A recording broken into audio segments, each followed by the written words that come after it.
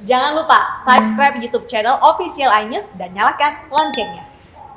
Sebenarnya bagaimana peristiwa penganiayaan perawat bisa terjadi? Sudah bersama kami Direktur Rumah Sakit Siloam Sriwijaya Palembang, Dr. Bona Fernando. Selamat sore, Dr. Bona. Selamat sore.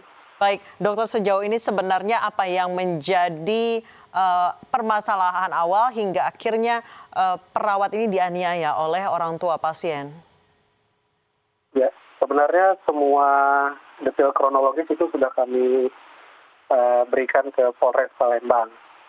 Mungkin intinya adalah adanya ketidakpuasan dari keluarga pasien ya terhadap pelayanan yang diberikan oleh perawat kami. Namun saya boleh sampaikan mungkin saat ini bahwa semua tindakan atau prosedur yang dilakukan oleh tenaga kesehatan kami pada khususnya itu semua sudah berdasarkan SOP yang ada. Jadi saya bisa memastikan semua tenaga medis saya itu sudah bekerja berdasarkan SOP. Kalau itu tidak bisa memuaskan keluarga pasien sehingga terjadi pemukulan atau penganiayaan terhadap perawat saya, itu yang saya sesali. Baik, sempat ramai di sosial media bahwa orang tua pasien ini mengatakan bahwa suster mencabut infus tidak berdasarkan SOP dan ketika keluar darah pun tidak meminta maaf kepada orang tua pasien. Sebenarnya seperti apa faktanya? Oke, kalau faktanya sebenarnya proses pencabutan infus itu adalah sesuatu dengan resiko berdarah. Ya, itu resiko tidak dapat kita hindari, terutama di kasus-kasus pasien anak ya, yang memang tidak bisa kita kontrol pergerakannya.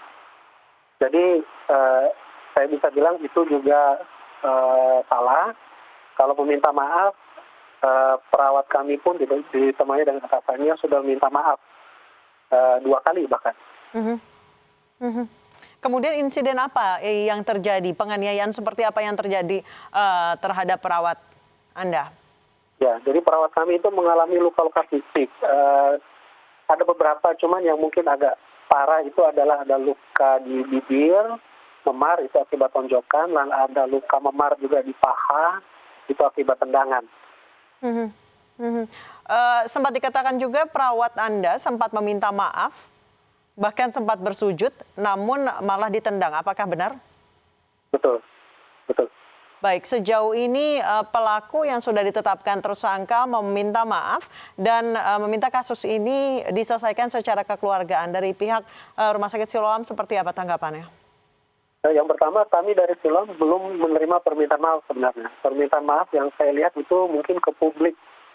Tapi dari Siloam ataupun ke korban secara pribadi itu belum ada permintaan maaf.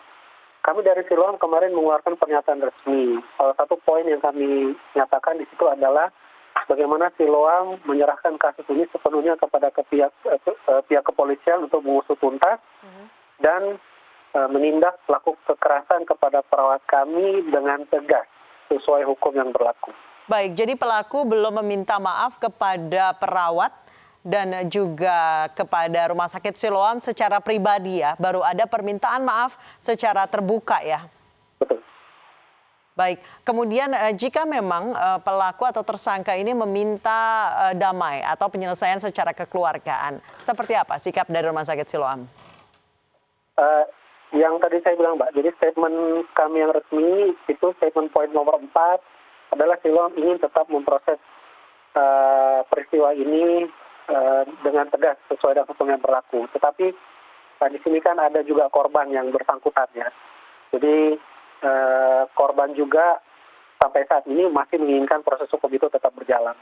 Baik, jadi proses hukum akan tetap berjalan meskipun pelaku sudah meminta maaf di hadapan publik. Terima kasih Dr. Bona Fernando, Direktur Rumah Sakit Siloam Sriwijaya Palembang telah bergabung bersama kami di iNews Sore.